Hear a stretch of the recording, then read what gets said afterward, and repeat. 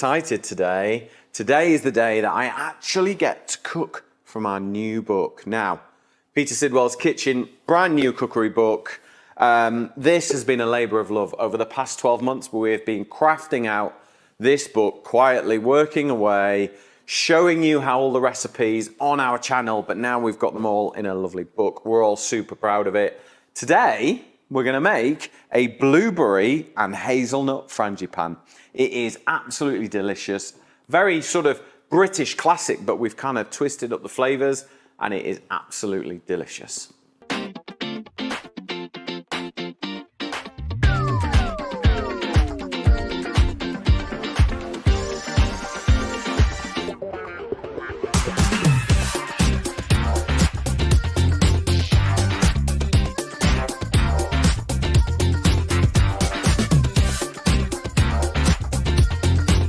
Okay, it's time to bake, but please, if you want one of these signed personally to you, petersidwell.com, go to the website, you pre-order it, and I'll get it in the post to you as quickly as I can.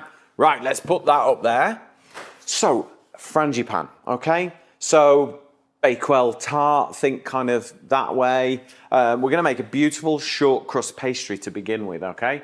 Now, this recipe, it's important that you can be able to make beautiful pastry. And I was always told, cold ingredients, okay? So I've got my plain flour, okay? Gonna go straight in. What I'm gonna do is ask Carlos to put the ingredients down this side so that you can get the ingredients and you can watch how to do it.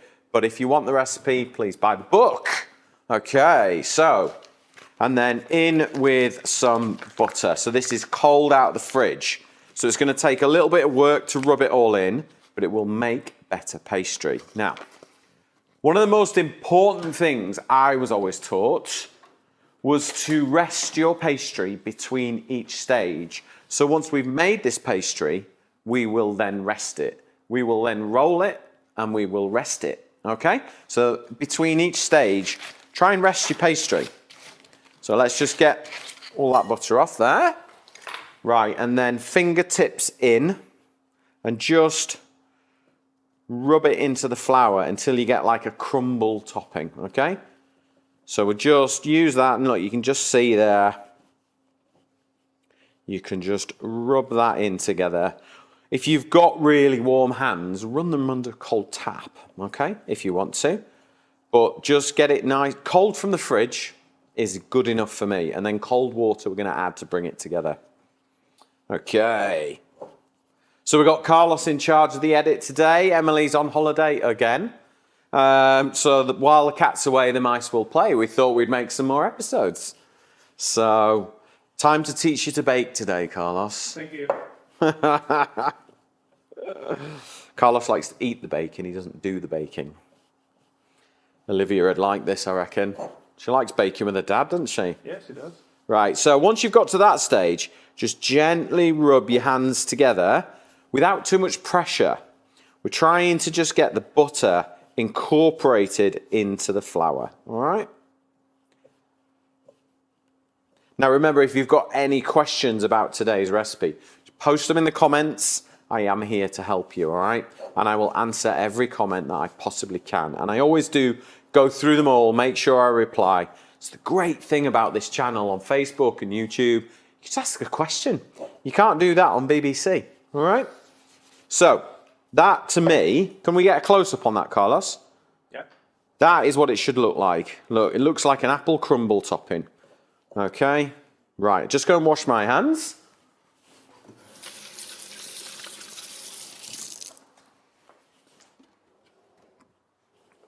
Okay, right, now, I want to add a little bit of fragrance to this dish. I love my lemon juice, I love my lemon zest.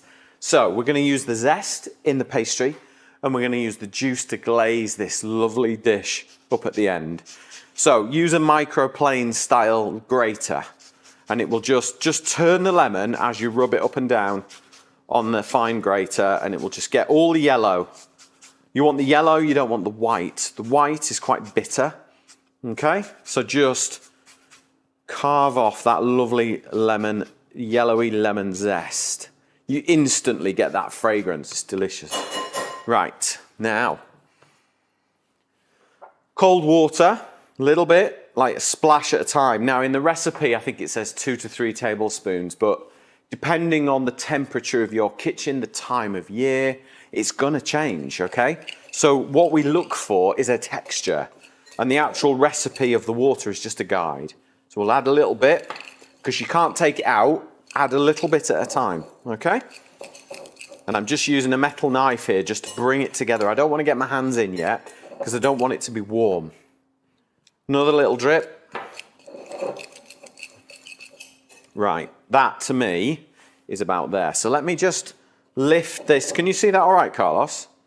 Yep. Do you see how it's just starting to come together? If I just squeeze it, it's going to come together as a pastry. Okay? Now we have got some wonderful new worktops in our kitchen. So we've got a nice cold surface, okay? And that's what will just allow us to bring that together. Look, there's your pastry. That's it. Don't overwork it. The more you work this dough and this pastry, the tougher it'll become. We want it nice and short and buttery. So that is going to go straight into the fridge for 20 minutes while we make the filling. Right, while our pastry's resting, it's time to make the filling, okay? So, I have got my butter here. So it's basically like a little bit like a Victoria sponge. But what we've done is we've blended some ground almonds or hazelnuts, whichever you prefer, with some flour. So it's like a 50-50 ratio. And what the ground nuts do is give it a lovely richness, and that's what makes it more sort of like a frangipane or a bakewell, if you like, depending on where you're from. So, what do you think, by the way, of our new kitchen? We've got a new look for our kitchen. International Stone is somebody we work with, and they've got the most beautiful worktops, and they've offered to put one in for us, and I tell you what, absolutely love it. We've also got a brand new AEG hobbin, which is matte black, which is rather nice. So it doesn't show up any of my greasy fingerprints, which is lovely. Really liking that. Good one, AEG. Right, so got my mixer. So let's get our white granulated sugar in there, because I don't want a caramelly flavour, so we're not using brown sugar, we're using white sugar at this point. Get your mixer in and just mix the two together. So we're going to cream them together.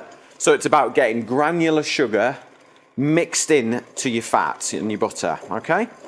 So just nice and slow at the beginning, and then we'll just increase the speed and start to blend those together, or cream together is what they tend to call it.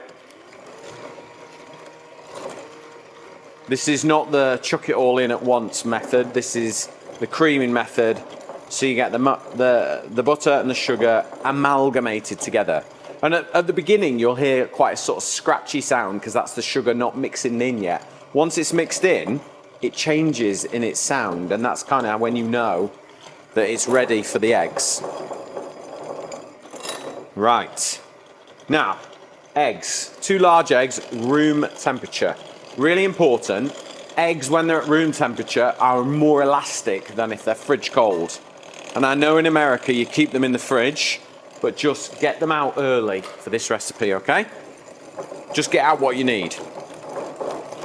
So fully incorporate that egg before you then add the second one, okay? Nice. Beautiful local Cumbrian eggs we use. There's an amazing farm up at Embleton, which is between sort of West Cumbria and Keswick, and they've got the most amazing eggs. Absolutely delicious.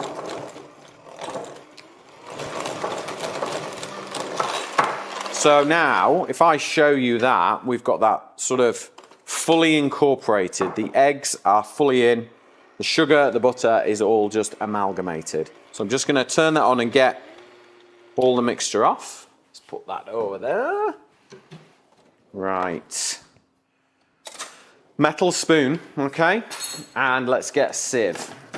But you don't want a really fine sieve, otherwise the almonds or the nuts, whichever you're using, will not go through. So if I put that through there, nothing's coming through really. However, we want our flour to be sieved. We want to get lots of air into there. So let's just sieve our flour in. This is where you get an opportunity to get a bit of lift, okay? And then we add and scatter them in. Again, try and get a little bit of lift, okay? And then we're gonna do this overhead, Carlos. Is that the best way? Okay, there? Marvelous. I like to be in the right place. But you see, I'm left-handed, so I'm doing it the left-handed way. I absolutely cannot do it right-handed. If I could, I would. So spoon in, hand there. So they're both together at 12 o'clock. And then turn to 6 o'clock. Carlos will not like the noisy worktops. International Stone, can you please come up with a beautiful, ceramic worktop that's quiet? So just turn like that. I'm going to try and lift it up so it's not too bad in terms of its audio. But basically, you just turn the bowl and the spoon a few times, and now you can see it's nearly all incorporated. Lift it up, mix it together now. You could easily do a gluten-free flour version of this. However, gluten-free pastry is slightly more difficult. So if I were you and you wanted to make this gluten-free, I would skip the pastry, put the jam at the bottom of an oven-proof dish, put this on top, and it'll be absolutely delicious. Then there's no compromise. I think sometimes with gluten-free baking and cooking, you end up compromising, and I think avoid rubbish pastry and just have beautiful, rich, buttery, almondy sponge with a lovely jam, bit of lemon, crunchy nuts. Be amazing. Right, that's done, okay? So we can put that to one side. Let's get our pastry out. So the pastry is rested. We barely mixed it, so any of the glutens that were developed will have just gone and relaxed. If you don't rest your pastry, what you find is it shrinks back and it fights you. The way to avoid fighting your pastry is rest it in between each stage. Okay, let's get some flour.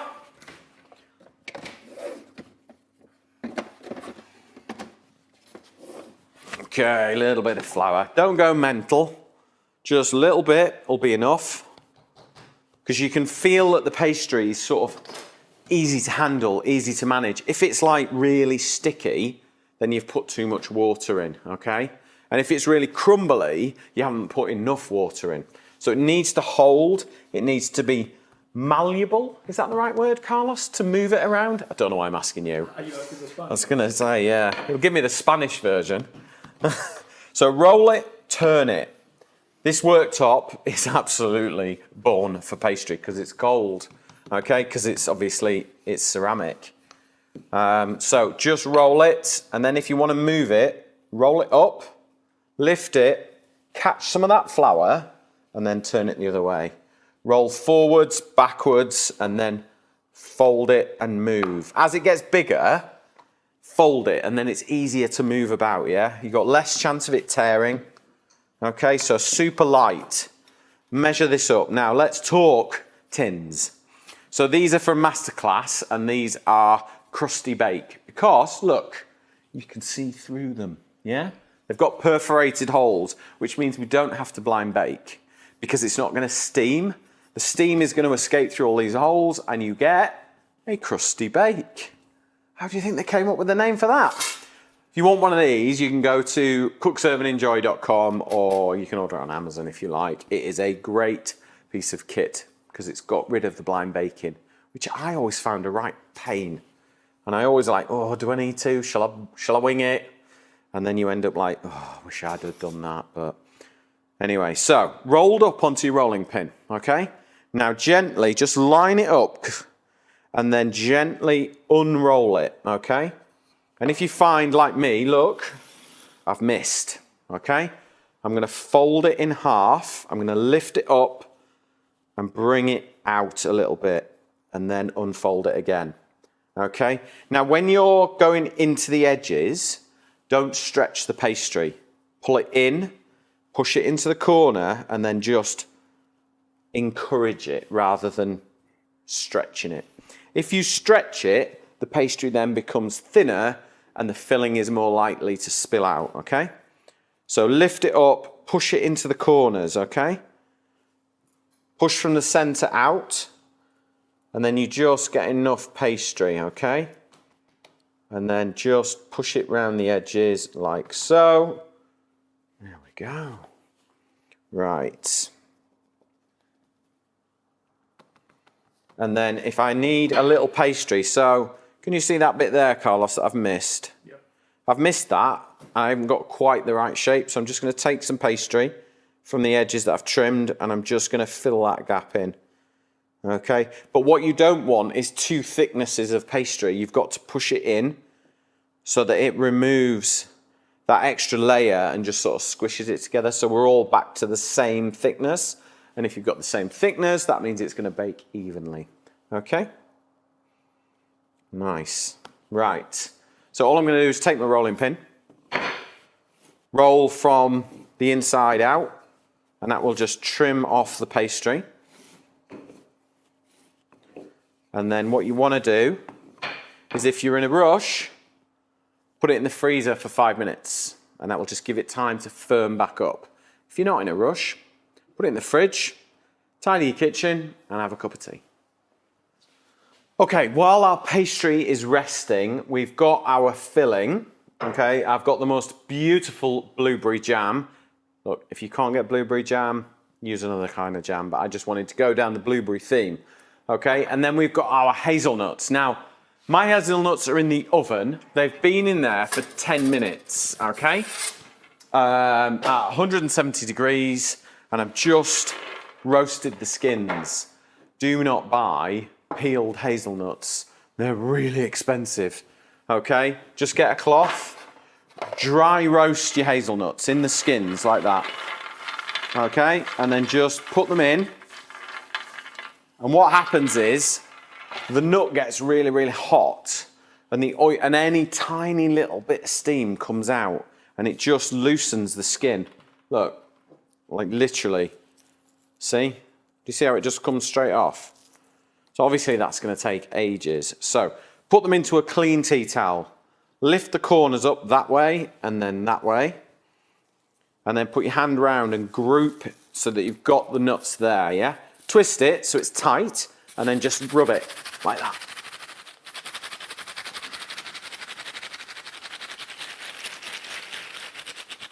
It's like a magic trick, this, Carlos. I know. You're waiting to see what happens, aren't you? Yeah. Ta-da!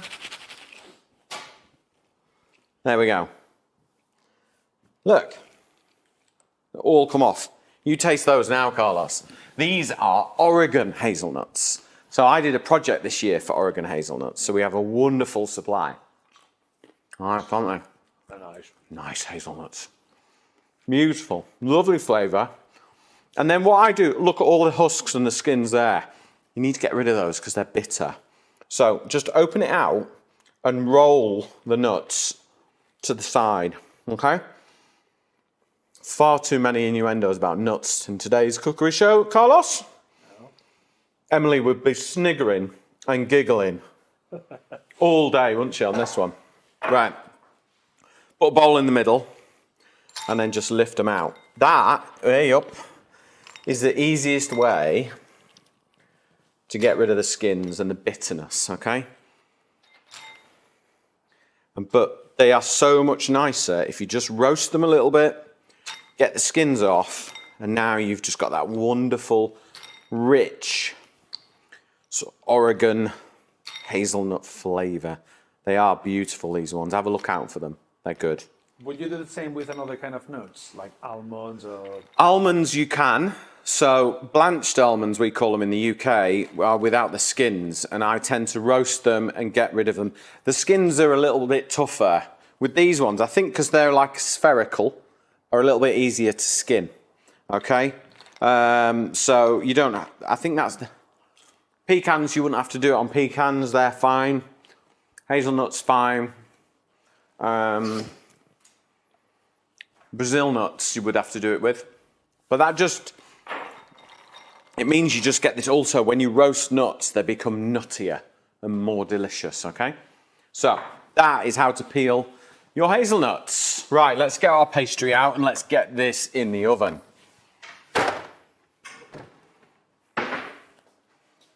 So there we go, rested. All right, pastry's chilled out. As I said to you before, if you don't rest it, the pastry, when you push it out, it then wants to come back in, okay? But if you rest it, it'll just go the butter will firm up, the glutens will retract a little bit, and you just get a more pliable pastry. Right, pastry's ready. Blueberry jam. You have blueberry jam before, Carlos? Yes. Do you like it? Yeah. Ooh, it's nice. You don't get it a lot in this country, but on Mammon, I'm sorry, but they do lovely jam. And I'm sure everyone's got amazing local jam producers, but if you want a consistent product, no matter where you are, this is a good one.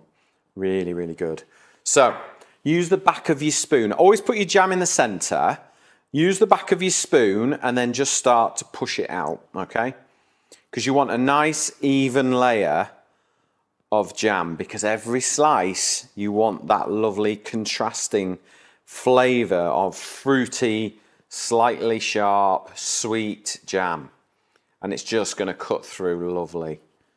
Okay, so I can see a few little thin bits there. So I'm just going to put a bit more jam there. Turn that round and push it out. There we go. Lovely. Right. There you go, Carlos. You can lick the spoon if you want to. Thank you. We've been working together a long time. I know when he wants the spoon. Okay, in with your frangipan mixture. Again, into the centre, okay? Get it all in there. And then we're going to work it to the edges from the middle. Okay? I was thinking as well, we're just starting to get close to blackberry season. I reckon you could do this blackberries as well. That would be nice. Back of the spoon and just push it out until it hits the pastry. And then just lift it up and just try and seal that jam underneath. Okay? So back of the spoon again.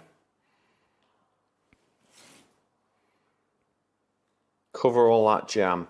Because you don't want the jam to burn. You don't want it to caramelise. You just want it to get hot underneath the frangipan. And just then, once it's baked, you just want that lovely, rich, fruity well underneath.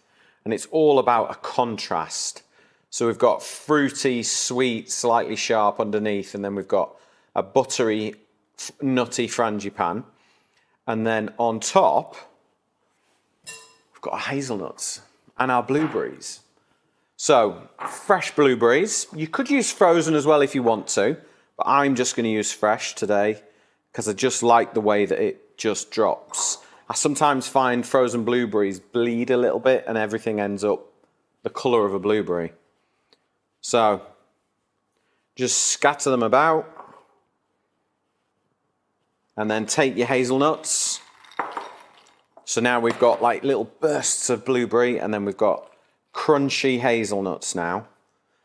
So we've got texture, we've got contrast, and then we're just going to push them in a little bit. And I've got a little tip for you. Where is it? Where is it? Oh, there it is. This is my new purchase. It's an empty bottle with a sprayer on. And all I'm going to do is just spray a little bit of water on the top there. And that's going to help make sure the hazelnuts don't burn. Okay. I'm going to bake this in a preheated oven, 170 degrees for 30 to 40 minutes. Okay. May take 45. What it's about, if you're using a different tin, you need to make sure that that pastry is cooked and our almond sponge has a little bit of spring back when it's baked. Right, here we go. Okay, blueberry and hazelnut frangipan is baked. Look at that. Can you see that all right, Carlos? Yeah. Right. Because we've used the crusty bake, I haven't had to blind bake this, which means everything bakes perfectly as we go. Now, a little tip for you is I've got a little ring mold here. If you've got a loose bottom tin, the easiest way to get it out is just to transfer it onto there and then just let it drop. Look, because we've made a beautiful short buttery pastry, we rested the pastry, we didn't overwork it, It's relaxed, it's buttery, it's nice and short, it is ready to go. I mean, look at that. The only thing I want to do to now raise it up to the next level is that lemon that we zested, we still have, okay? So what we're going to do is we're going to make a little glaze. We're going lemon drizzle cake-esque, all right? So half a lemon into some icing sugar. And we're just going to make a really thin glaze that's going to cut through the rich sweetness of this, yeah? So squeeze your lemons in. Give it a mix. It's like making a lemon icing, but looser. You don't want it to be like that white icing. You know, on our like lemon ice buns recipe, it doesn't want to be like that. It wants to be beautifully thin, okay, so it can soak into that frangipan.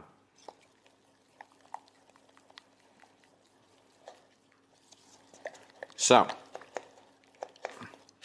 and then all we're going to do is just drizzle that on. And it's a little bit white at this moment, but it is going to just soak in, okay? And that's what we want. Sweet, tangy deliciousness. Take a pastry brush. I'm a complete convert on the rubber pastry brushes because, oh my God, how many hairs from a brush do you end up with on stuff? And then Carlos has to edit them out of photographs and then he curses it. So we're onto these now and we're loving them. Okay, so just brush it on. If it hasn't got a shine, it's not got any glaze on it, okay? So just take a little bit of time. Let it soak in. Because honestly, the difference is from like that level to that. It'll be absolutely amazing. Lemon juice just makes everything fresh. And we've got buttery pastry, we've got sweet blueberry jam, we've got a rich frangipan in there, crunchy hazelnuts. It needs balance, okay, to make it not feel overwhelming when you eat it. And to be honest, if it's got balance, it means you can have a bigger slice. Okay, so that's it. That is how you make my absolutely delicious blueberry and hazelnut frangipan tart. If you like this recipe, please share it with your friends and family. Let them join the community of people who love great food, beautiful dishes, incredible ingredients. We want more and more people to come and watch the programs that we create. If you want to catch up on any of our recipes, go to our YouTube channel, Peter Sidwell's Kitchen. There is tons there. Everyone's got a smart TV now, so you can just watch YouTube on the big telly, sat on the sofa, with your feet up, having a slice of blueberry frangipan. Thank you very much for watching, and I will see you on the next episode.